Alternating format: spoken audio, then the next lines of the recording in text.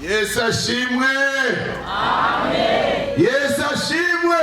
Amen. Ari inyuma sindabumva kazuba kabarabitse. Yesu ashimwe.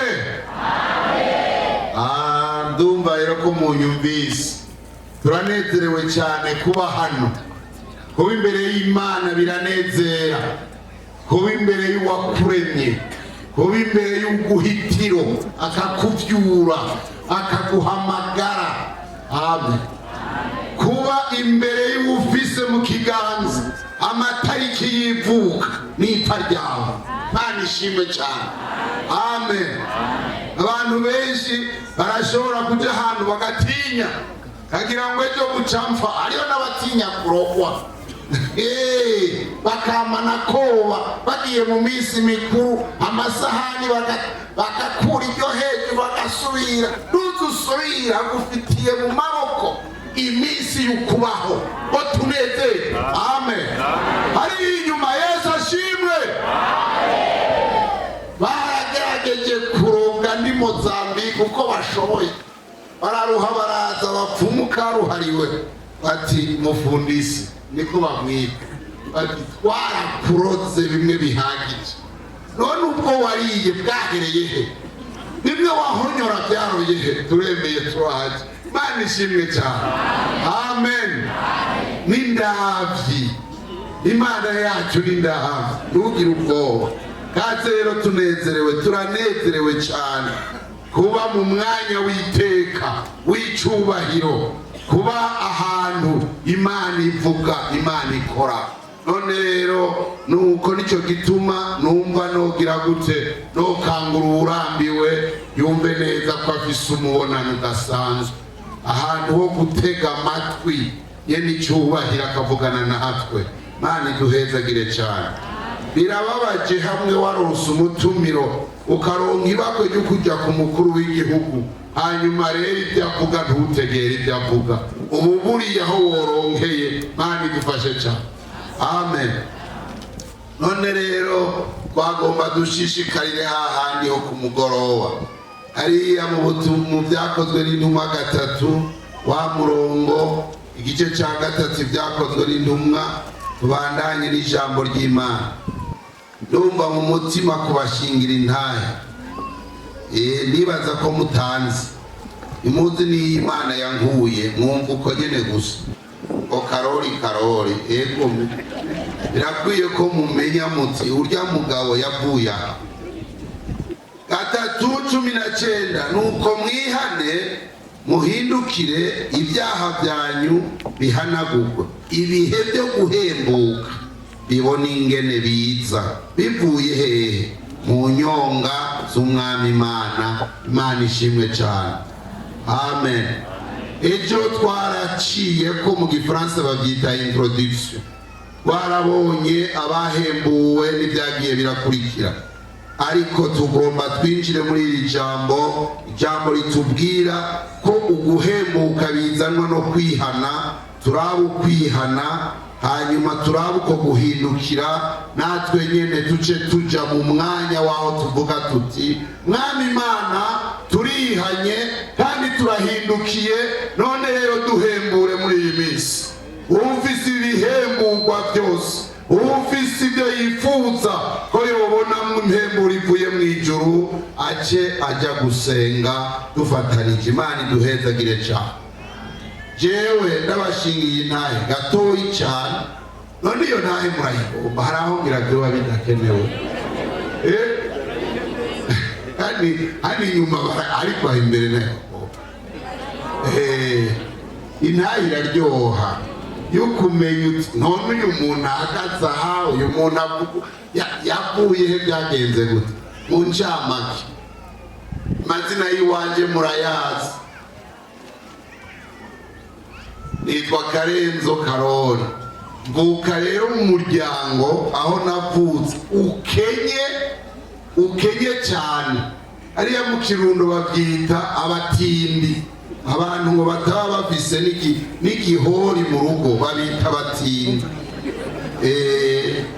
Nuko rero natwe twari dukenye, hanyuma rero mvuka aho muri abo bakene nkurira mu muryango umenga urazi Imana ariko utaramenya Imana neza. Dukennye aragenda kuraguza bavuye mu rusengero, akazana imiti imwe ikaba mu nzu iyindi ikaba hanze. Nkurira ngaho Imana irakunda ko mvuka ko nkuza. Hanyuma rero ndiga amashuri anyorohera, muri ibyo by'ishuri binyorohera. Hanyuma rero ndagenda mu buryo bw'ibyigwa, ndaheza primaire igihe kimwe turasamazwa n'umuhungu umwe tugeze mu ya gatanu, tunanirwa turi benshi. Hanyuma rero nakukurikira papa arambarira tumviriza rero, naguze igipanga, naguze n'isuka, ugende kurima, urabona amashuri ko yakunaniye. Rero umubanyi acaraza arantora aranyandikisha mu ishuri, papa atabizi arangurira amakaye. Hanyuma rero ndasubira ndiga ku ishuri, yamaze kwemeza papa ko yokwemera ko nosubira kwiga. Hanyuma ndarengana ako gace ka primaire ndajya rero muri secondaire. Muri secondaire hanyaduka ko ibintu byo kumenya ishuri, ubu wa mbere uwa kabiri mbonye mbaye uwa kabiri nararandarira ikandyohera. Umwarimu ariko arigisha byarinjira n'ingoga, bica bintera ubwibone budasanzwe, ubwishime bw'uko n'igitangaza, ubwibone bw'uko nzi ubwenge. Bya biharuro bita matematike, ibyo bita fizike, amashimi, ibyo sinabanza gufata mu ikaye, akiri ko arigisha byaca byinshi. Mugabo murumva kaca karapanga wa mugwanizi arinjizayo akantu k'ubwibone kadasanzwe. Basi jewe muri secondaire nayize mu ishuri ya Lycée Rutovu.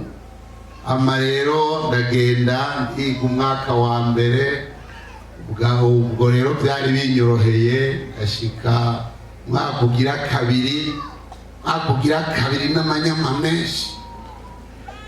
Muri uwo mwaka kuva ntanguye secondaire narasuzugura icitwa umupastori, narakengera ibyitwa ngo ijambo ry'Imana. Naheza nkavuga nti mbega ko batazi ibinzi ibyo nabyo basigura babikura he? Aho rero nari gishiha nkarabira mu idirisha, mugabo hakaba ibintu mpindukira nkagaruka nkibaza. Haraduka abakobwa bafashwe n'abagore, hariho n'imisore. Abagore n'abakobwa ntimuhave mwisuzugura muri ibi mvuga, n'abasore n'abagabo barafatwa, bagaheza rero bagafatwa n'impwemu mbi. Rero tukagenda kurereka turi mu kiruhuko ingene abo bantu bamerewe. Hariho umwungere wa mbere bamwingira muramuzi, yabaye umwungere wa mbere w'ishengero ry'Igishiha, yitwa Petero Ndirabika. Yarehangira ngo namwebwe murabibona, yari mugufi cyane. Rero hariho umwarimu twabana hepfo yacu, niwe yari mwarimu kuri iyo misiyoni.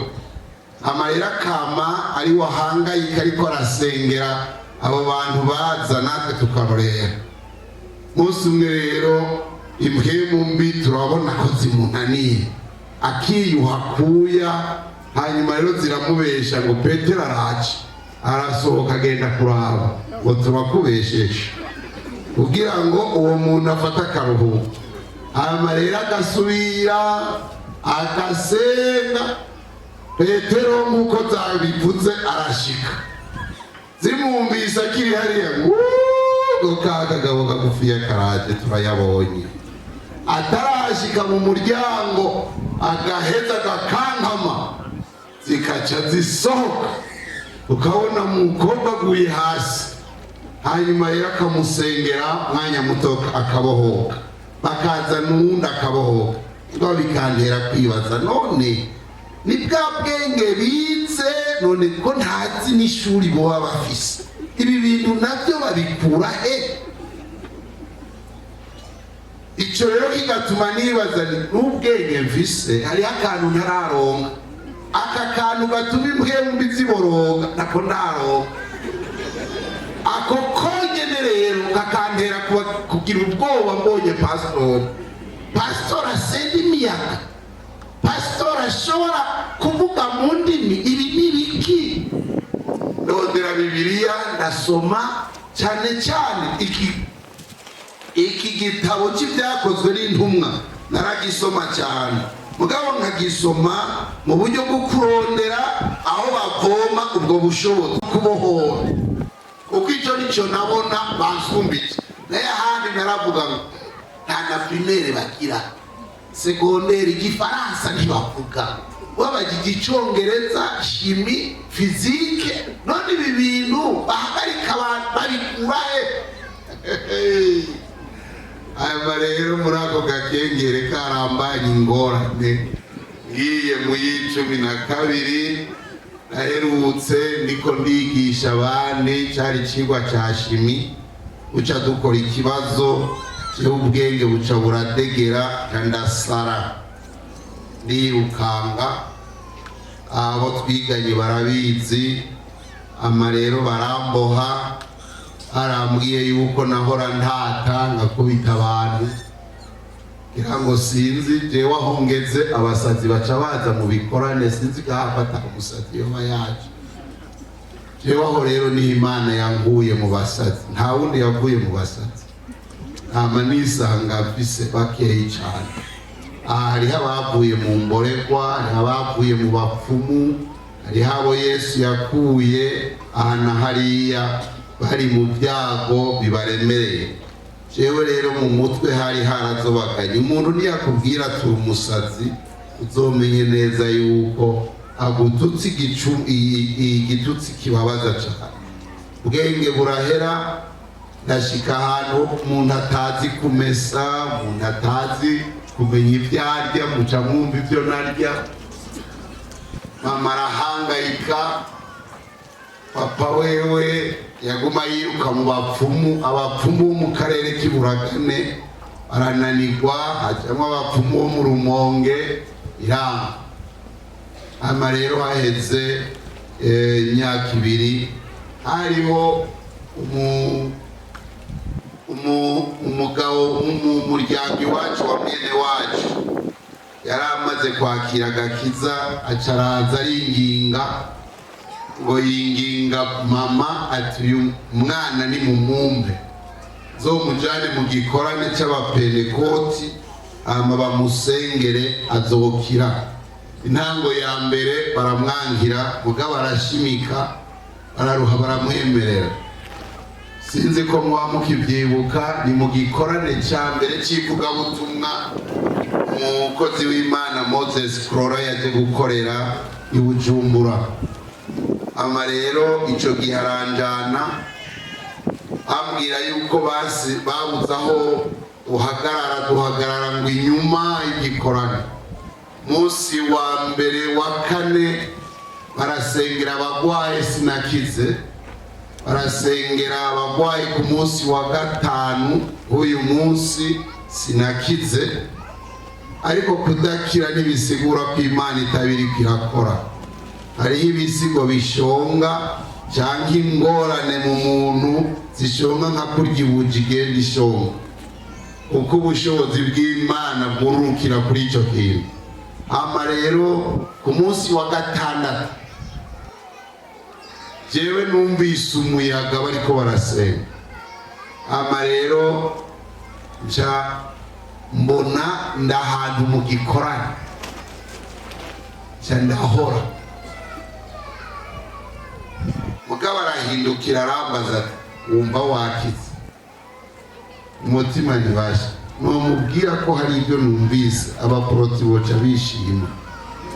Ndahora, turataha, twaba ahantu yitwa mu Bwiza.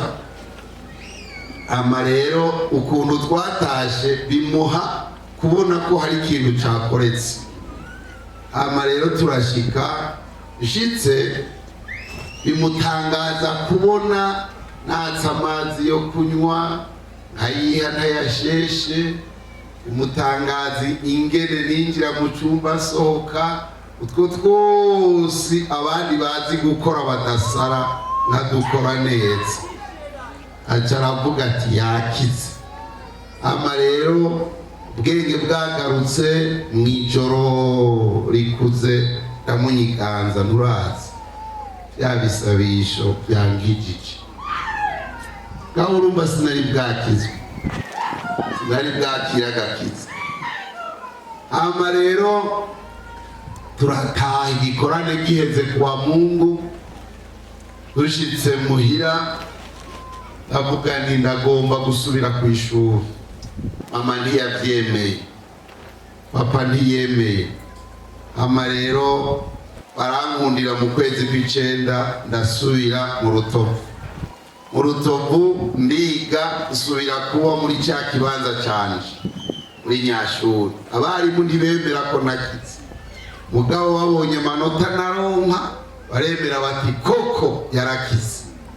Ama hari hasigaye igice kimwe mu mutwe, aha nyene mubona hari ubuhanzi, hama haka urubeya rwinshi cyane. Ntama iminsi yose bije nkumva ndaka mu mutwe, ntambara ingofera bikanga.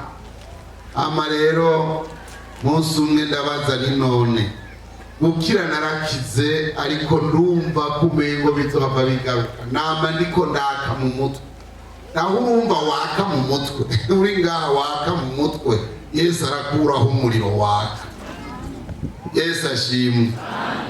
Ukize ibisazi wumva je no mwitiki no kubwira ni icyo ufise cyose, nkuko wenyine yavuze ngo abarushe n'abaremerewe bazi wanje ndagira gute ndabaruhura. Yaranduhuye bene data, ndakubashingira intahe ibidashobokera abaganga umwami Yesu biramushobokera. Ama rero ndagenda niga mu ndaheza, murumva nize scientifique. Ama rero mpejeje nari ngifise ako kabazo, turahurira ngiye muri kaminuza, tuhahurira n'umupentekote yaguye yari yarabyigeze. Ama rero ndamubarira ibyanshikiye, arambarira ati sha tuzorondera abapasitore, mugabo je nabihoramwo, ati mugabo singiri muri byo. Isha nimba waratakaje inzira ngirya nabonye mu bushobozi bukiza indwara, ndagusabe cyukuruza ugaruke. Ama rero ndagenda ndarondera, yari ujya nyakwigendera umwungere Nikodemu, abazi Gitega baramwibuka. Ndagenda ndamubarira ni jewe narahuye n'ubushobozi bukiza indwara mu gikoraniki, mugabo sinihanye. Nibaza rero kubera ukutihana hari akantu kasigaye kamasigariye. Buri gihe ndashuha mu mutwe, abazi moteri banyonga imodoka, haje imodoka nishuha, je narashuha rwose birenze urugero. Hama rero nkabura amahoro. Aca arambwira ati none hari ibyaha wagendeyemo. Ni jewe naragayana birenze urugero, narasuzugurana hanacishijwe bugufi n'icyo gitangaza. Ubu ndabemera, mugabo narabagaya. Nabijya nyine dukunigana nk'abasore, twaranigana tugatukana turagiye inuze impene, ibyaha nk'ibyo. Hama rero ati nibyo utibuka ko wemeye guca bugufi. Yari umuntu mu butumwa no mu gusenga asenga yitonze, ntiwanamenya ko hari ubushobozi buriko burakorera muri we. Yarakwegura, mwami Yesu uyu muntu mugirira ikigo. Wapfukanye ntiwokwizera ko hari icyo hose. Hari abakirisu bazi neza ko mu gukankama ariho hari ubushobozi. Ubushobozi buri muri Kristo Yesu, mu ijambo yahaye uriya mukozi hasokokayo ubushobozi. Mana ishimwe cyane, amen. Ama rero arambwira ngo ipfukama rero Mwami Yesu, uyu muriro waka muri we ntudusubire wake, kandi ibyaha biri muri we byose ahanagurwe n'amaraso ya Yesu. Urakoze, amen. Nonaha biraheze, wamurira uraheze. Basi tagenda mu kumusezera, arabona ko ata confiance mfise. Bibaye mugabo sinizeye ko hari cyagize gute cyakoretse, uko abana b'abantu tugomba ngo tubone ibimenyetso ijana ku ijana, naha turiko turasigura uri kurakira. Amen, amen. Murazi wa mugore yari afise icyago cy'ubutinyanga, agiye ku baganga bari baramumariye ku ibyiwe byose, ariko yigira inama ati ninakora no ku hariya ku mbuga y'impuzu ndaja gukira. Imigabo ufise mu mutima kuri Yesu ituma Yesu agukorera. Mani duhezagire cyane. Ama rero sinasubiye kumva, urumva nihanye, hanyuma ndasengerwa, ni ku ijambo ry'iki ryo kubona ibihe byo kugira gute byo guhembuka. Sinasubiye kumva umururumbo mu mutwe, nari nsigaje ikintu kimwe gusa nari narabonye mu bwana, bwa bushobozi bwakoresha wa mutamu umwungere wa mbere w'igishira. Icyo rero nari ndagifitiye inzara n'inyota idasanzwe, nari mfise icyago cyo kunywa inzoga. Inzoga rero igihe nariko niga aho nakize, turiko turajyana, nakize wa mururumbu, ukwezi kuraheza, amezi arakurikiranye. Mwami Yesu yahembuye iki umubiri wanje, Mana ishimwe cyane. Kandi nanjye nakoze iki, natuye ibyaha, nabyihanye, kandi umukozi w'Imana nawe yafashije. Hanyuma nsigaje kuronka mpemu yera, jademera kwiga igice n'ishengero ry'Igitega. Hanyuma rero muri icyo gice nkagenda ndiyandikisha, nkaheza nkanywa ibiyeri, hanyuma nkarya jojo, hanyuma nkagenda mwarimu akanyigisha, akigisha nanjye ntinkashe. Naho wigisha sinzoheba inzoga, kuko Imana yaremye amahonda n'ibigori, ibizi neza ko tuzobinywa. Itururutse yonyene ngo inkure n'inyota y'inzoga, ngo iyinyigishe. Oya, isi yose rero tukama dufise amajambo muri Bibiliya dushobora kwisunga, ikana mu bugarire murabibona na mwebwe, twebwe tukahahindura ko cari kiboreza. Kubw'ivyo rero ikiboreza hano hariho abafise amajambo nk'ayo nari mfise, binywera akayoga baraha mu gikorane, ngomba ndagushingira intahe kandi untize ugutwi, uhereye none nawe uhebe icitwa inzoga. Mani dufashe cyane. Umusirikare umwe w'umukoroneri yigeze kumbaza ati, none Gashara, wowe ko Imana yaguhaye agahera kuko ushobora kugura imivinyu n'inzoga, urekera iki kuyinywa? Ije ngomba ndakwigishe biciye mu nzira zibiri. Inzira ya mbere ni uburyo inzoga yitwa ikinyazi. Ugiye mu kabare wewe uhora unywa ngaha, nywane, hari abagenzi nabo sindabarenzane. Nigwiza rero nimba ari 8 aho ku munsi n'amafaranga ngahe, mu ndwi n'ababaye ngahe, mu kwezi ubutwaye mu kabare, hanyuma amafaranga ngahe. Shira mu mwaka naho gwiza na 12, aragwiza na 12, gwiza n'imyaka 2. None igorofa ngaho n'ubu maze kuyimarira ariya mu kinyazi. Atego kabisa, tabakizwa mwarahiriwe kweli. Nego icyo rero bazu kirengana, unywa inzoga hano aharuwe inzoga maze kunywa, amahera maze guhereza ngaho, hariya ntibasubiza, hariya ntubika ngo bazokugarwa, iriya si banke, uraba amahera baherejeyo wosanga umwana iburaya wo musomesha uhejeje imyaka 2. Ni rero icya kabiri, nuko nasimbiye kuri iyo ntahe nashingiwe mu koroneri. Icya kabiri ni ubuzima bwo mu buryo bw'impwemu. Ndamusomera amajambo y'Imana hanyuma ndamureka aragenda ajyana n'icyo gishinga ntahe. Iherezo twahuye afise Bibiliya ambwira ati pastori nanjye naramenye Yesu. Warakoze, Imana iguhezagire. Amen. Ndagomba uwaje ngaha anywa inzoga amenye iri banga nanjye narose rivuye mu ijuru. Hama rero ndashishikara muri icyo gice mezu. Umunsi umwe mba ndasinziriye rero ndanumva ijwi ngo Karoli isabwe wavuze ngo wewe dushobora guheba inzoga. Oya namba ngo none aya mazi cyari hari iwacu babyita urusenda cyabure, ahandi babyita ibakure, ahandi babyita icyuma. Zari nk'ilitiro 8. Izi litiro 8 z'inzoga wozinywa iyo sinomenya naho ziroye. Acazana ilitiro zingana uko z'amazi akayangana. Arambaza ati aya mazi nayo, ayo mazi sinoshobora no kunywa n'amacupa 2 ntibyoshoboka. Ati none biva kuki? Mundi wawe hari iki?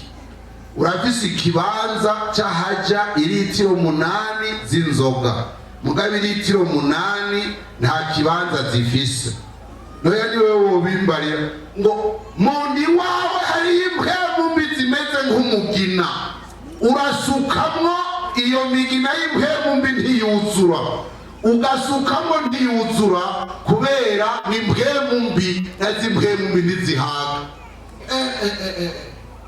Cadakanguka nagira ngo narakijijwe, nagira ngo naramenye Imana neza. None nimwe imigina y'impwemu mbi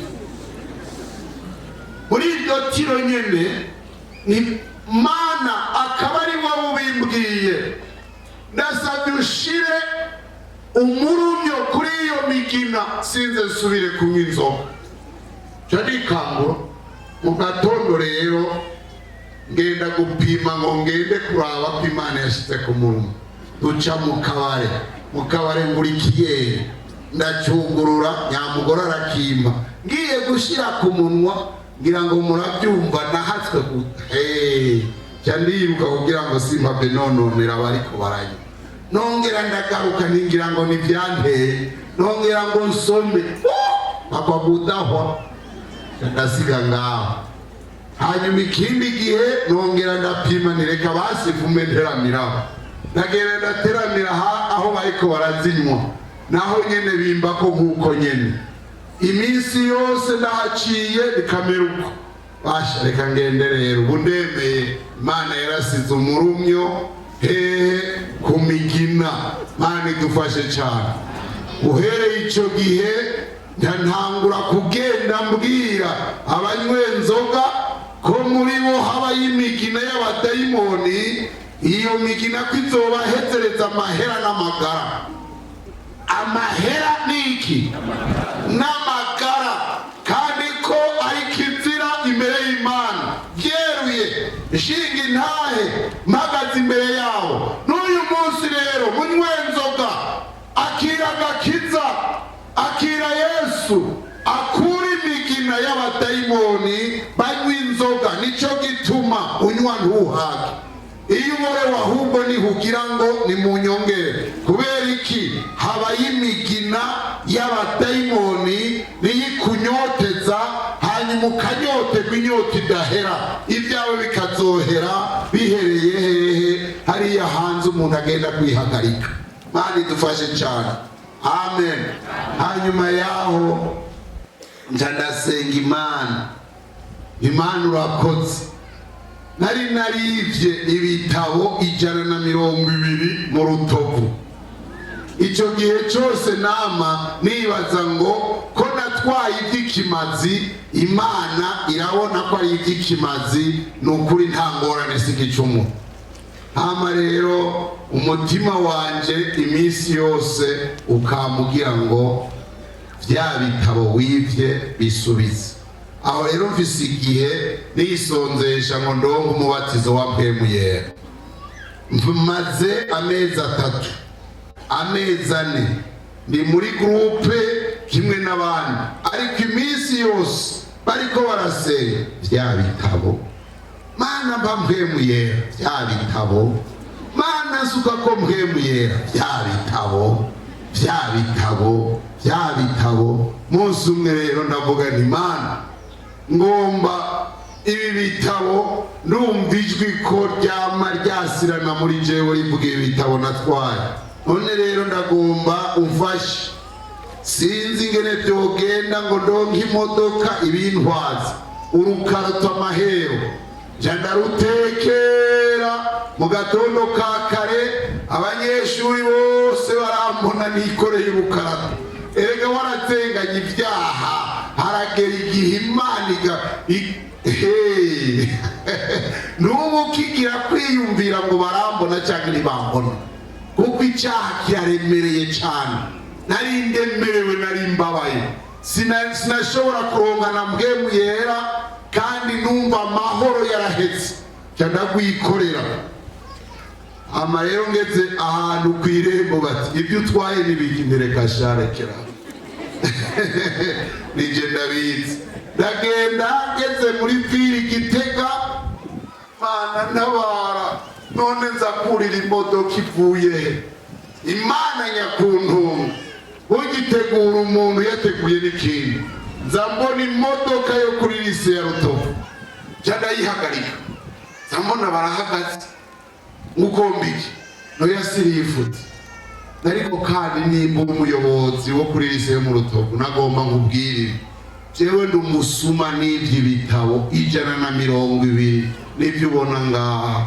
Nari mfise umugambi wo kubisubiza, ngwe nibasha ndafashwa ugomba kubisubiza aho twibiwe ibitabo, ugomba ubisubize. Ubaye umwe ashobora gusubiza. None Imana iguhezagire, mupagana arampezagire.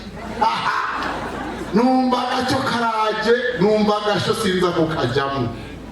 Ati zana iyo karato rero ndayitware, hanyuma ndakwandikire ko ndose ibitabo 120, hanyuma nawe usinye yuko bisubije. Ndasinya ko gakaratasi narakabitse, nkama rero mvukamako ngarutse ibitabo ndabisubije mwavyumvise. Hama ngavukamako, Mana hari ideni rindi risigaye, mpwemu yera niwe usigaye mwideni. Mana ntabara mbe muri buno bugaragwa, nta bushobozi numva mfise mu gusenga kwanje biracikagurika. None rero Mana ndagomba, urazi bimwe nabona kuri nawe. Hariho umuhungu yitwa Claude yarapfuye, yari umuntu afyondi buto, mpwemu yarakururuka kamugesho. Nta mahera usenga ni Mana impwemu ya Claude aba ariyumpa. Basi haraheze umwaka n'inusu nsenga nisonzesha, nahora nsengera mu Kinogo ahantu bakuye amatafari, nkavyuka mw'ijoro isaa 9 z'ijoro, hanyuma 12 muri Kakabeho nkaba nicayeho ndondera iki, mpwemu yera. Umwaka n'inusu. Munsi umwe rero nicaye ku buriri ntangura kuririmba haleluya ijya nyine muhora muririmba, nja numva ubushobozi buranteruye, agatanda ndagasavya, cari igitanda c'icuma, ndaduga hejuru, aho ndiko ndasenga mu rurimi ntamenya, ndanezererwa, icumba cyose kiba nk'umuco, ngira umunezero ntigeze kugira. Hanyuma rero ndasenga ntibyakunda yuko nshobora guhora. Abanyeshuri baba hirya no hino mu cumba, hafi y'icumba cyane, baraza gukomanga.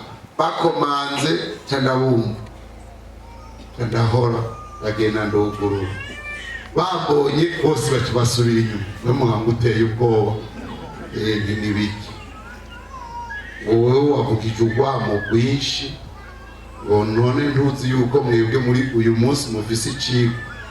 nanjye ntoye icigwa narose gisumba kijya kurya mugabo. Amen. Amen. Nari ndosiki umubatizo wa Mpwemu Yera, nari nengesereye.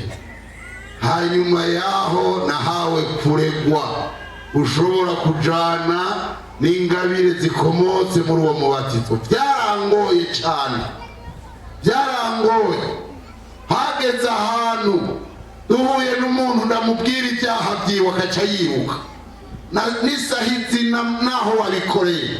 Hama rero umutama Nikodemo arambwira ati mbega wewe waronse ubushobozi gusumba ubwa Yesu, aho ugenda urayirukana. Yesu yicarana nawe emera kurya urutsinga rw'umuyaga nkuba barukingiza akantu k'agashati umuntu akarukorako, kandi rugashobora gutanga umuriro wo guteka n'uwampure n'ukwatsa kariya buto buto, ariko ari umuyaga nkuba mwinshi. Emera Yesu agufashe. Yego kweli nifasha. Hariho umupastori umwe byari byaragoye, niwe Pastor Nikodemo yafatiyeko. Uwo mupastori yari yarasambanye, hanyuma yaraguye muri icyo cyaha acaguma muri ibyo bikorwa. Rero namunangiye ko nkavuga, urabona wabikoze umwaka uyu n'ukwezi none uracyakaze. Mani dufashe cyane kumenya ingene ushobora gukorana na Mpwemu Yera. N'iyindi shuri bantu b'Imana wifashwamo n'abajya wita ko bazimye. Kubera Samweli yumvise ijwi umutama ashaje cyane atakibona, yitwa nde? Yitwa Eli. Niwe yavuze ati yendo wishuruti niyasubira kuguhamagara wishuruti umushumba wawe agize gute, ateze ugutwi vuga mwana. Mani duhezagire cyane. Amen. Amen. Imana rero irafata umusazi bantu b'Imana iramushira mu ishuri, araba enjeniyeri, arava mu buenjeniyeri araja hariya na hariya. Mwese muraziyo naciye ndaba misiyoneri ndagaruka mu ishuri. Ikintu nakunda ko zokora mu buzima bwanjye kwari ukuzoba umwungere w'inka zitwa Verizone, nkazorora nkazikama. Ibyo rero nibyo nama mpayagiza. None ubu nahe ubona Imana irazi guhinduriramo ibintu, irakwita umumekanisiye uzokanika imitima, cyangwa ukibaza ko uzoba umwungere kumva uzoragira imitima. Imana ishimwe cyane. Amen. Nicyo gishinga naye kiwanje, sinzi ko hari icyo ukuyemo, ariko genda cyumva icyo ukuyemo. No mu basazi Yesu akorerayo. None ibikugoye byose mbega bingana n'ibisazi, mbega bingana n'ibyo bisazi. None usanze ibyawe nabyo byomunanira. Amen. Hariya ntumunyishura byomunanira. Oya ndabyamamaza ntacyo munanira, ntacyo munanira. Akiza n'abasazi akabicarana n'abahambaye. Amen. Akabaha umunyenga wo mu ndege buri mezi. Amen. Imana nishimwe. Wa musazi yaragendagenza isi ya Afrika, y'Uburaya, iya Amerika, ibihugu n'ibihugu. Wa musazi arazi guhembura, kandi ahembuye aguhemburira ibihe n'ibihe. Mwami Yesu ashimwe. Unkundire uyu munsi agiye gute? Aguhembura. Amen. Aguha impemburo. Hari ahantu uriho kwiganyira ho kwihebura, ariko Yesu ni muzima. Mani duhezagire cyane. Ibyo asaba ni ukwihana. Tujye kuri iri jambo, kuko niryo jambo Petero yavuze ati mwihane. Amen. Muhindukire muze ku Mana, ibihe by'impemburo bice bibona uko biza. Urashobora mu rugo iwawe kuba ufise ibintu biriko birapfa, urashobora kuba ufise abana, urashobora kuba ufise udashobora ku mutima wumva biriko birapfa, umengo wowe ntacyo ushobora kugukura aho ugeze, ariko Yesu araho uyu munsi kandi yiteze kuguha impemburo. Dusomere iri jambo ridufasha kugira ngo dushikire impemburo Yesu avuga. Amen. Umuntu kugira ngo ashikire impemburo, dusome hariya Matayo 3 umurongo wa mbere gushika ku wa 3, hanyuma na Matayo igice ca 4 umurongo w'17. Ayo n'amajambo yose avuga ku kwihana, kukwatura ibyaha, ko gusambura ibyari by'icyaha, abadayimoni ntibaronke icari bahagararako. Imana iduhezagire cyane. Ndagiye rero kugira marato, ni ukuvuga kwiruka, dusoma ijambo ry'Imana. Navuze Matayo igice ca 3, turasoma ku murongo wa mbere dushitse ku wa 3, duce tusoma umurongo wa 6 n'u8. Muri iyo minsi haza Yohana Umubatizi yigishiriza mu bugaragwa bw'Iyudaya, ati mwihane kuko ubwami bwo mw'ijuru buri hafi. Uyo niwe yavuzwe na Yesaya yavugishwa n'Imana, ati ijwi ry'usemera mu bugaragwa, ati nimutegure inzira y'Uhoraho, mugorore iz'ibihamo ziwe. Murongo wa 6, babatizwa nawe mu ruzi Yorodani bagira gute? Batura ibyaha byabo. Iri banga ry'ukwatura, iri banga ry'ukwihana, ukaturira uwasitswa amavuta, gushobora guhamagara ya maraso ya Kristo kuri wewe, gushobora gushira ibyakugoye ku kimazi. Imana idufashe cyane. Uko kwatura ni inzira, ni urufatiro. Uko kwihana niko kwemerwa n'Imana. Ukwihana ni urufatiro rw'umuntu wese kugira ashobore kubana na Kristo Yesu. Imana iduhezagire cyane. Turakunze kuririmba, turakunze gusenga, ariko ngomba ndababwire ko gusenga kutarimo kwihana, kwitandukanije n'icyaha, uko gusenga niko uzogushikana mu ijuru hata kidogo. Twari dufise umuntu ahantu, akaba umuntu mu gusenga hibongoza, mwami Yesu agahezagirwa, warahezagiwe, agaterateranya amajambo aryoshe, uri ngaho ukumva uraryohewe. Hanyuma rero nza kumva ngo urya mugabo agendera n'umupfakazi naga ntaca bongo bana. Ibyo ntibishoboka. Umuntu ndamuzi uko asenga, kwisonzesha arisonzesha, none ibyo biramushikira. Umuntu atarihana yakwihana, umuntu ataratura nta na kimwe atoshobora gukora hano. Arinjira agatanga amashikanwa, arinjira akerekana ubutunzi bwiwe, agatanga ishikanwa ry'urusengero, ariko ibyo byose ni ubusa. Urufatiro nyakuri ni ukuguruza konde mu ijuru ry'ubuzima bwawe, nayo iyo konde yitwa narihanye, naratuye. Hariya mu ijuru baba bafise izina ryawe, nguyu umugororotsi. Konde yitwa umugororotsi, umugororotsi Pascal, umugororotsi Nyabenda, umugororotsi w'Intende yitwa naka. Ndagomba kubaza, mbega urafise nimero mu ijuru? Iki nico Yesu yabariye Petero bagiye batwaye izina rya Yesu kwimenyereza ivugabutumwa. Petero acaraza ahezagirika, arabarira Yesu ati, ewe Yesu, izina ryawe rifise ubushobozi budasanzwe. Twasenze impwemu mbi mu izina ryawe, twabonye ibitangaza tuvuze izina ryawe. Yesu ati, cyane cyane izina ryawe Petero nibe ryanditse hehe? Nibe ryanditse hehe? Mu gitabo cy'ubugingo. Amen. N'agakoti nakwambitse, Mana iduhezagire. N'agakoti ko mu ijuru nakwambitse kugira ngo bikunde ukankamira impwemu mbi. Niho hari irya jambo muri Matayo igice c'indwi murongo wa 21 havuga ngo nzobajinjibura, ngo bavuga ngo mana mana mana. Sibo bazogira gute? Sibo bazogira gute?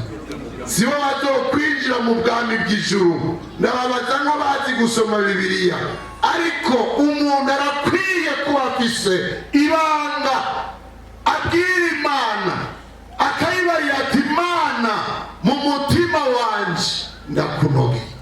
Ugashingirwa intahe n'umutima wawe, ugashingirwa intahe na mpwemu yera, ugashingirwa intahe n'ababanyi bakubona. Uguye aha barazi ko uri mu gikorane, ariko kandi nimba ubeshe barazi kubesha. Birakwiriye rero igishinga ntahe kizima gikwiye kigaragaza, gishingira intahe ukwihana kwawe. Bya bikorwa by'ingabire byose, kwa kuririmba n'amashikanwa bironka aho bikukiriza, ni ku mutima wihanye. Mandi duhezagire cyane, amen. Uyu Yohana ariko arabatiza umubatizo wo kwihana, bamuza ko batura ibyaha, aca arababarira ati murongo w'8, nuko mwame imbuto zikwiranye n'iki? N'ukwihana. Twama imbuto zikwiranye no kugira gute? No kwihana. Ni ngombwa intende twese dukoraniye hano twame imbuto zo kwihana. Nukuvuga ngo iki? Napfukamye ndatura. Kubw'ibyo rero negerezwa kugendera ukwihana kwanje. Ngeze mu babeshi simbesha, ngeze mu basambanyi sisambana, ngeze mu batukana sindukana. Kubera iki? Jewe mfise ivyamwa byo kwihana. Mu mutima wanje narapfuye ku caha. Mani duhezagire cyane. Akamaramaza n'umukristo kugira Bibiliya, akongera akagira na shetani muri we. Yagera mu mihana, yagera muhira, abantu bagatangara.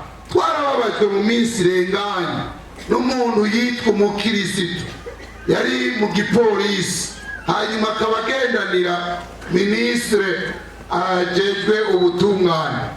Minsi yose akama mubwira, nyakubahwa ukwiye kumenya Yesu, ukwiye kwihana ukamenya Yesu. Munsi umwe rero baramukura ngaho bamujyana ku ruganda rukora imatera. Arayeyo, abasuma baraza barabanya bati tugomba kwiba hano, aca yifatikanya nabo. Hanyuma rero yari afise Bibiliya mu gasakoshi. Iryo joro abo basuma baraza gutera bafatikanije nabo, hanyuma bazamwo kuri urwo ruganda barabivuna. Mu barashwe dusanga harashwemwo umupolisi afise Bibiliya. Yari hehe? Yari kwiba. Baca bahamagara representare gare, nawe yari jewe. Bati ibi navyo ubivuga kwiba. Ibyo ntibigira insiguro. Ntibigira insiguro kuko twebwe ukijijwe arakijijwe. None uwo ntiyari bwakizwe neza. Mani dufashe cyane bene data. Hari aho wigeze ubagatetereza nyoko bukwe akaba azi ko wajya mu ishengero rya Pentecote, mugabo akaba akubona uragatukisha. Hahandi avuga ngo Imana nimba ari yuyu, iyo Mana sinzoyirondera. Mani dufashe cyane. Birababaza Imana umuntu gukizwa ari mu rusengero, mugabo ageze muhira abantu ntibamushingira intahe. Bikanka neza yuko agira ivyamwa nk'ivy'umugororotsi. Abakobwa bakaba bamuzi ko ari umusambanyi. Nawe ni wa wundi twasize hano mu bapigaji bafise biriya vyuma. Abo mvuga si mwebwe, mugabo hamwe mwoba muri uyu munsi ubutumwa buraguhamagaye. Mani duhezagire. Sindinya kukubwira kuko iminsi yawe ntayonzi. Mani duhezagire cyane. Twamusize harya, hanyuma ugaca usanga ni wa wundi abakobwa bose bazi bamaraya.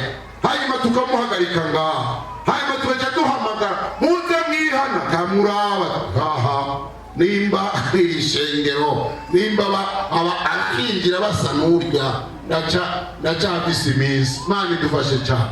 Amen. Kwama ivyamwa bihwanye n'iki? N'ukwihana, twambaye umwambaro wera cyane. Iyo utosekaye abawubona ni benshi cyane. Imana iduhezagire. Munkundire tubandanye kuri iri banga. Mbega umuntu kugira yihane bigenda gute? Umuntu kugira yihane aronka ukwizera, arizera. Nariko kwizera kubyagwa n'ijambo yumvise. Ijambo ry'Imana rifise muri ryo ububasha bwo kubyara ukwizera, agashobora kumenya Imana. Nta handi tubonera Imana atari mu ijambo ry'Imana. Abaroma igice c'icumi hariya ku murongo w'icumi n'uw'icumi niyo tubona ngo umuntu yizeresha umutima. Hariya ku murongo w'icumi n'indwi naho havuga ngo kandi ukwizera kubyagwa n'ijambo. Mana iduhezagire. Ngomba ndayasome. Rero birakwiriye gutegeza ijambo ry'Imana. Nico gituma mubona iyo dukoranye Satani agwiza kuzimanganya amajwi kugira ngo ijambo ntirigire gute, ntiryumvikane.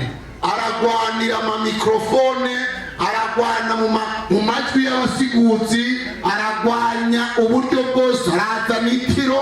Wewe wicaye ngaho ukatangura kumugiki ingiga nk'uwaraye izamu kandi atamatera wazanye hano kugira ngo agire gute, akubuze akuburabuze ntiwumve ijambo rikubyarira kwizera.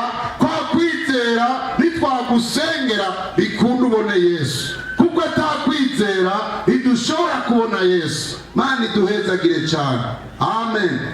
Mbega turiko turajyana hariya ku murongo Abaroma 10 igice 10 murongo 10, kuko umutima ari umuntu agira gute, yizeresha akaronka ukugororoka, kandi akanwa akaba ariko yaturisha akaronka agakiza. 17 ni ukukwemera kuva kukumva, n'ukumva kuzanwa n'iki? N'ijambo rya Kristo. Amen. Iryo jambo rya Kristo uribwiye wasenze Imana, umuntu wari we wese yaguteza ugutwi. Hariya abapagani baba bakoraniye, ugatwara ijambo rica ribyara ukwizera mu mutima wiwe. Amaze kwizera uramusengera bigakunda, uramusengera ibisigo bigasohoka. Arashobora kwihana kubera iki? Yaronse ijambo. Amen. Amen. Umugabo umwe hariya kunahangwa haraza umusiguzi, nawe uwo musiguzi yari mugufiya, ikigabo kirekire cyahawe kuvyibuha. Hariho abahabwa kuvyibuha, ngira muravyumva ugasanga yaravyibushe. Hanyuma rero wa musiguzi arasigura, wa mugabo munini yayisanga yapfukamye.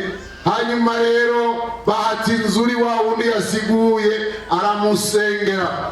Akimusengera kuva kiva mu ntebe yari yarize, ibiseru vyarekereye. Hanyuma rero ashishikara kurira, aratura ibyaha. Wa musiguzi aramusengera. Hanyuma rero acaja kuraba umwungere Samweli aramubwira, ndagusabye wa mukozi w'Imana yasigura tubonane ndamushimire. Je kuva mbayeho naho nabura mama sinarira, ariko yavuze ijambo nyandarira.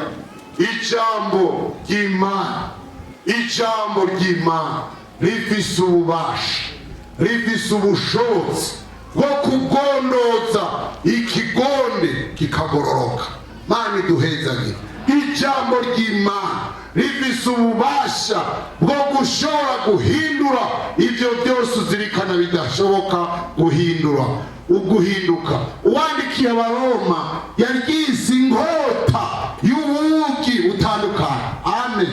Ririnjira ibwina mu muntu imisokoro umuntu agashobora kubona ibyaha yakoze akabivamo. Ijambo muri iki gikorane uhatwarira ibanga, utagira ijambo nturonka ijambo imbere y'Imana, utagira ijambo ugusenga kwawe kuba nk'ukugira gute, nk'uko umuntu yoba ariko arirenganira yizagira, ariko igisabisho gihagaze ku ijambo. Petero aje hano yobitubwira, amaze kubona Yesu avuze ati igize ubwato mu mazi, tangura kuroba ku zuba. Petero arahindukira ati kubw'ijambo ryawe ndagiye. Mbega yarazirovye nyinshi. Amen. Kubw'ijambo mungundire sinzi kiriko kinsunika, basubira ndabashingira intara. Umwana wanje wa gatatu kavutse ari gatoyi, batimbaye akagwara inkorora, iyo nkorora iranka gukira, turagenda kwa muganga turacoka. Hanyuma umuganga araruhara twagiza ingwara twoba twaranduje umwana data murazi bya kino gihe. Hama rero turahakana tuti twipimishije kuva kenshi birabananira.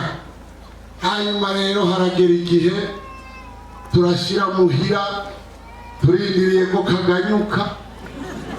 Hanyuma umugore abonye kariko karanuga izosi anuga ku bibero ngo raba oje namutwaye inda ngo nawe nacikanire kuri wewe. Oya mama ni wihangane oya ngo ntabyejesho. Ndazingurura ijambo, ibyo ni iby'iwanjye kandi muze mugire ibyo nawe uzohabwa kwawe. Amen. Ndapfukama kuri rya jambo rivuga ngo ntateba guseruka mu gihe cy'amagogo.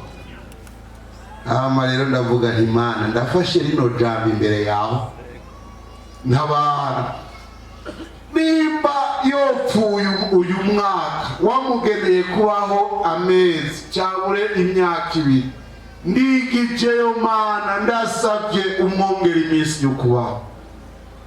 Uwo mwana yari yavutse Madame Arushe, jewe nari mu Bubirigi, ngenda kuza ndafise umufelicita ndababara uko buri gihe mwabagabo mudakunda guherekeza abagabo abagore bagiye kubyara. Mbega mwebwe ibyo kaniki ni wo mwanya umwereka ko ari isheri kuko abaremerewe, ni wo mwanya n'abakwiye kukagendera ugashigikira igise kimufasha.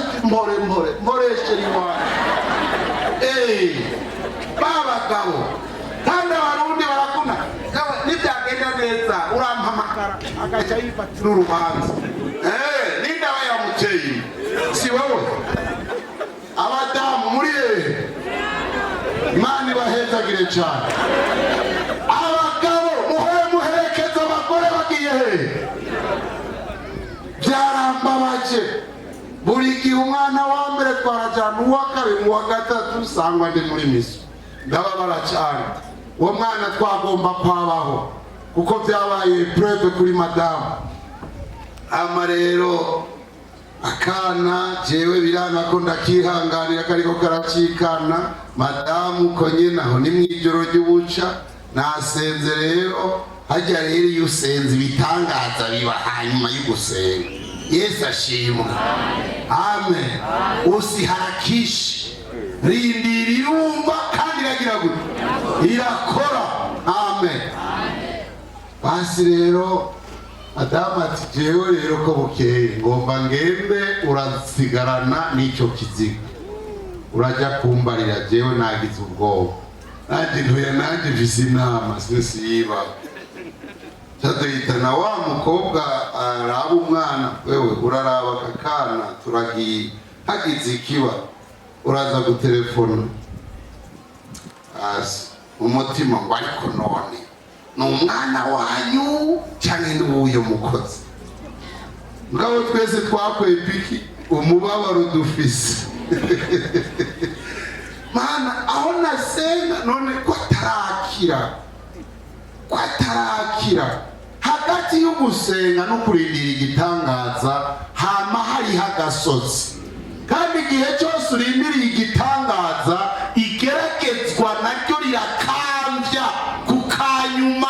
Niho benshi bakunda gutera ibyizigiro bakavana n'Imana, Imana igasigara mu masezerano, bijya yakweretse ikabyuzuza, nawe uca ugenda gupfukama, Mana mbabarira sinarinzi ko uza kubishitsa, narataye ukwizera.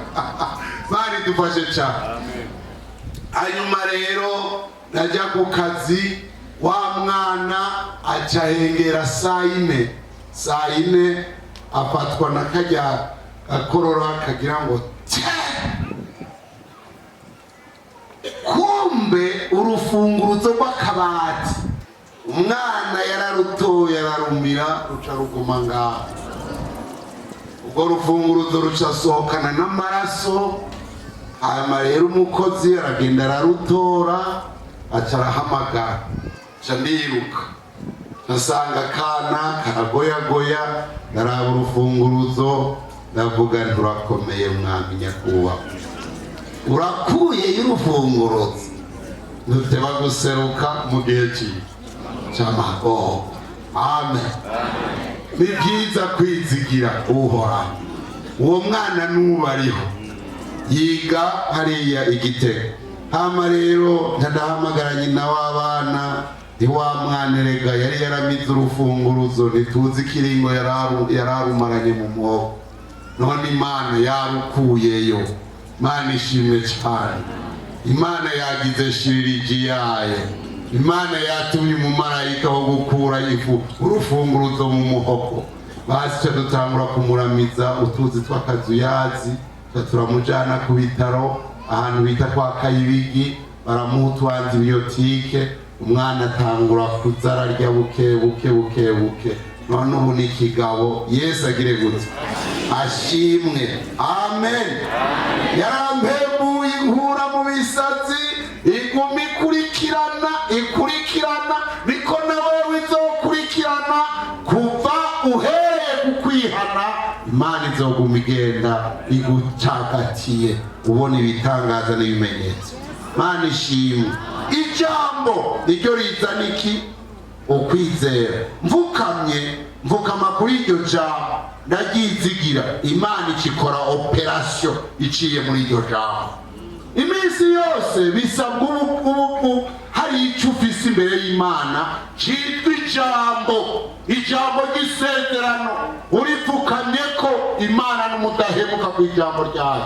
Imana iduhezagire cyane. Ugomba ibipfa mu by'Imana, ubaho udakunda ijambo, uzokwama utamenya Imana neza, ntuzotahura ubugombe bw'Imana, ntuzotahura igikoretse, ntuzomenya ko Imana by'ukuri tuvuga igitangaza, wowe uzokwama uyikabakaba. Kubera iki? Kuko warataye umuzingi mukuru, ni ukwihana n'ijambo. Amen. Amen. Tugomba dushishikare duhave duheza, tugomba turabe rero ryabanga twavuga ngo mwihane. Niho ngarutse, mwihane muhindukire. Ijambo riraguhaye ukwizera, hageze rero ko wihana. Mbega wihana gute? Mbega urikubita? Oya namba. Dusome hariya mu migani 28 murongo w'13. Nagiye kubangutsa ibyo bishinga ntahe bibiri birakwiye, ibindi nabyo urazoza tuganire na wewe, kandi ntuzobura ibyo ushingira. Uwo Yesu akorera uyu n'uriya, mubamwizera yujujemwo ibitangaza n'ibishinga ntahe byinshi. Imana iduheza. Amen. 28 murongo w'13.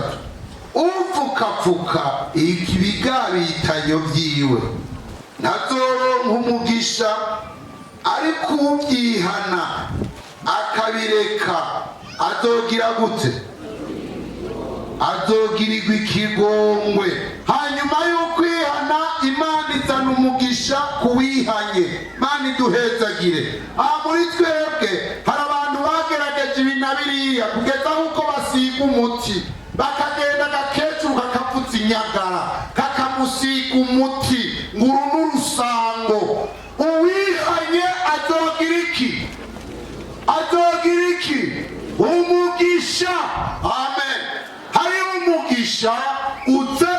nuko ugarutse ku Mana.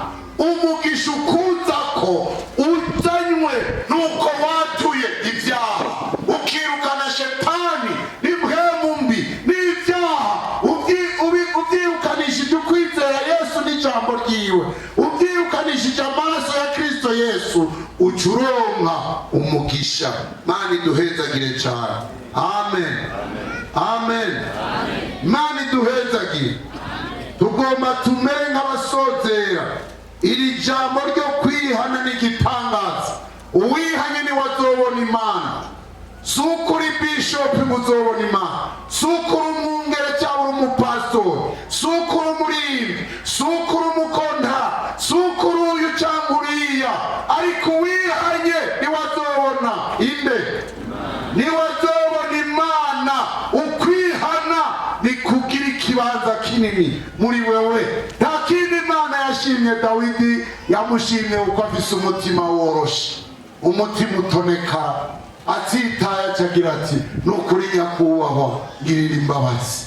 Imana yamuvuze ko ngo ngurya ufise umutima jewe ngomba, umeze nk'uko ngomba. Imana iduhezagire, idufashe, Imana iduhe umugisha. Munkundire tubandanye gatoyi, atari kaniniya, gatoyi. Migani 14 umurongo w'34. 14:34 Imigani. Hawa habonye agasoma, utahabonye ndagutanga. 14:34.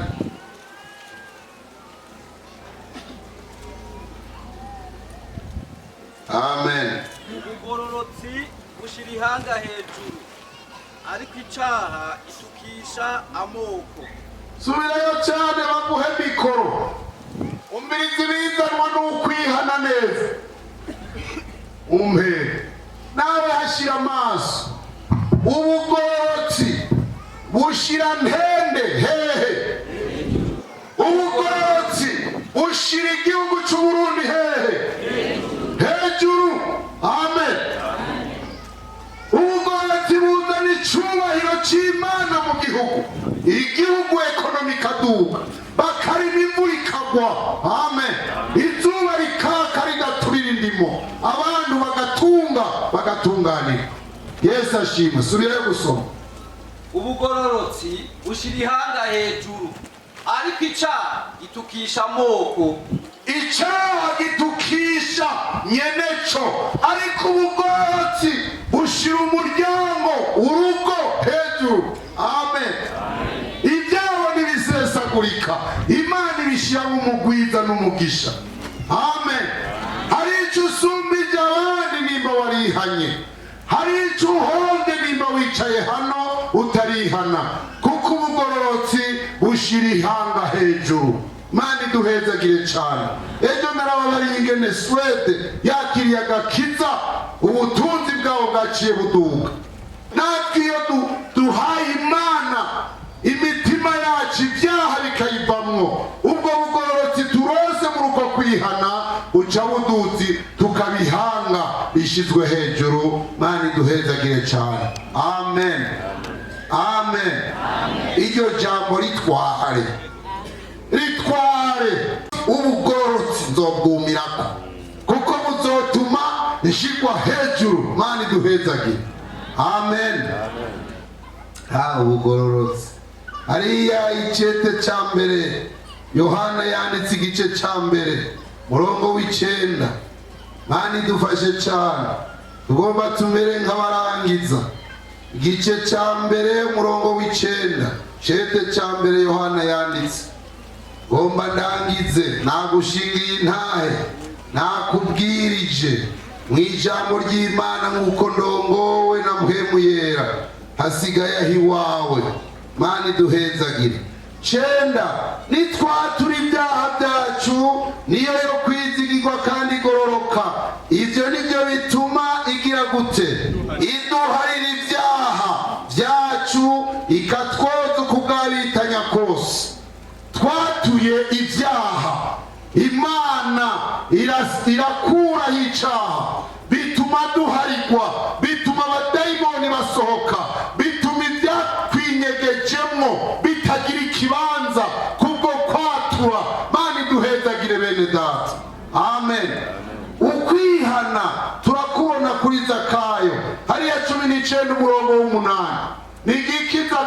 yavutse wa wundi baguhemiko hanyuma tuzingure Luka 10 umurongo w'8 iyo tugomba turangiriza kwatura ibyaha. Ewe radiyo ubutumwa bw'amahoro ndagukunda uraryohera. Wahabonye igice c'19 umurongo w'8. Dusome mu izina rya Yesu. Zakayo arahagarara abwira umwami Yesu ati raba mugenzi, umugabane w'itunga ryanje ngira ndawuhaboro, kandi umuntu wese nagunze ndabimurihekane. Yesu amuvuga ko ati uyu munsi agakiza gashitse muri iyi nzu, kuko uyu nawe ari umwana wa Aburahamu, kandi umwana w'umuntu yazanywe no kurondera no gukiza icyari cyazimiye. Amen. Uyu ni Zakayo ukwihana gusigura gusubiza. Hari abantu biba mwemuyera akabagendera bakumako warivye imodoka subiza imodoka, warivye biliyoni subiza biliyoni. Jewe narafatanywe itonga mu minsi iheze, urankurikire nari navuze ngo sisura kubashingirira. Yewe byo gusigura biragoye. Muri iki gihe cya SMTB jewe nari naragiye kwa Musitanteri ndagura itongo, hanyuma ndariguze ndaronka amakaratasi akwiye, nzambona ubuhungutse aha hantu niho twavukiye. Niho egome. Ndagenda ndabaza mbega yoba ariho yavukiye. Ego agatongo nikaryoha yego, akahera nikaryoha, ariko uyu munsi ngomba ndakubwira iryo tongo nimba uryicayemo nawe atagira icyarya rizoguma rivuga nka bya bitabo, nta gihe uzoronka mpwemuyera kandi uzosanga byarazibiye ijuru. Jewe rero nyendatora za nkaratasi ntibiragapfa ko nozibigwa. Jewe Imana yakuye mu basazi nije nokwaka itongo muntu yankorera ibirenge y'amatongo akiri itongo bimererwe neza. Byari n'ibikatusi byinshi urazana niba utabyemera utoze ndabikwereka. Hari abantu bambaye ku matongo basubitse iri tongo niki n'iry'Imana, basubitse uje mu ijuru. Amen. None mubona mutityombya ngo n'iryo tongo ntarose. Imana idufashe na wewe ibizoca bihera ahubwo bizogwira. Zakayo arasubiza, ndagomba ngo wihanye ibyo wibye ugende ubisubize. Umuntu umwe ari Igitega yarihanye, ahandi arangije yihanye, araheza akaba yakora muri zijya SRD. Murazibona SRD yara imifuko ya angire 1000 amajana 2 agakebereza hariya, ntabakora muri stoke ngaho. Hanyuma rero arubaka amazu mu byo yize muri stoke, aragura imodoka, hanyuma aragaburira umuryango, araguramo impuzu. Ubutumwa nabwo buramushikira nk'uyu munsi bugushikiriye nimba ufise ibyo wibye. Hanyuma rero acaraza arapfukama, abakozi b'Imana baramusengera. Murabyumva neza ibyo yatura avuga ati je narivye kandi nivye byinshi. Bamusengeye amahoro aranga kugaruka, amara amezi arongera aragaruka ku bakozi b'Imana. Je narihanye ariko umengo ntibirahera, iminsi yose namambona ibyo nivye, ndaremerewe ndabuza amahoro.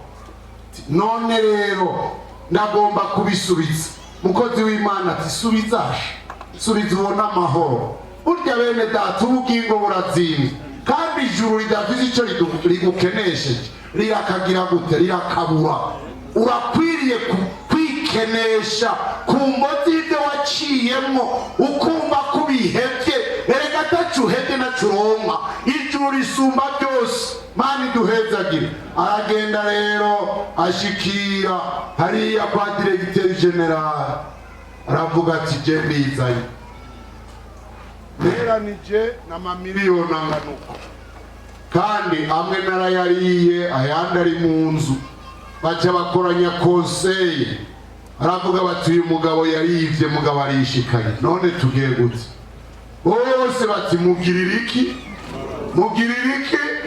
imbabazi amen zongera kuri za mbabazi yarose ku mukozi w'Imana naho warindi igitogo ukaba warakiriye garuka hano hanyuma ugende ubarire wa wundi wacibye uti narakwindi igitoki none nge ngungire imbabazi cyangwa undihishe ndi hano nzokwemera kugikorera nimba warubatsemo inzu emera ugende usubize iyo nzu kugira ngo uzuronke inzu mu ijuru amen aha rero kuvuga haleluya si benshi bayivuga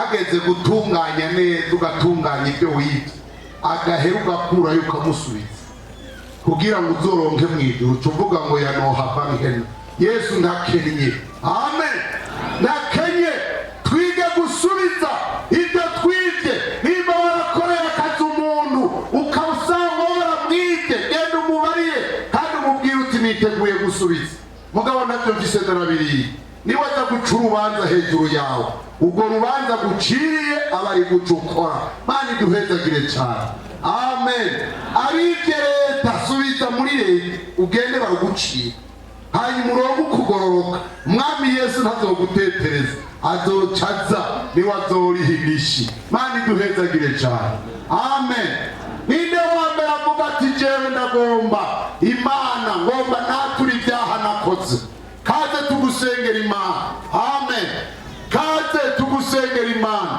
uri hehe uze watura ibyaha ibyo wumva bikubujije amahoro ibyo mpwemu yera ariko abahezagire amen indaremewe afise ibyago n'amagorwa yibaza ko bisumba ubusazi naze hano Yesu amuture ibimuremereye Mana iduhezagire Mana iduhe umugisha amen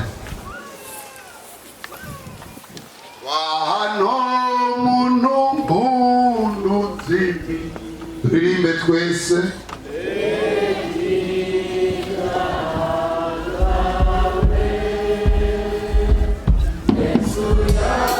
ambiwa wanyaja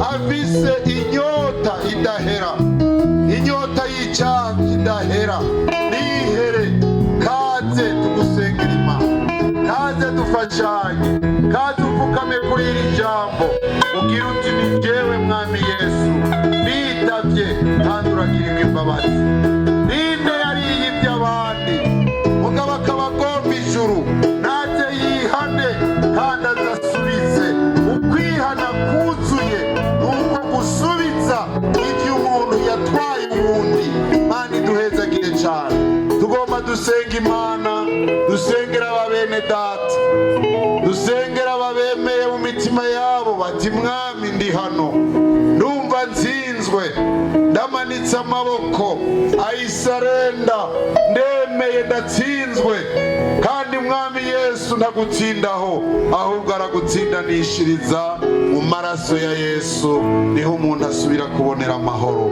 Mana iduhezagire cyane.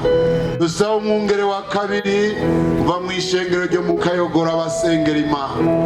Amen.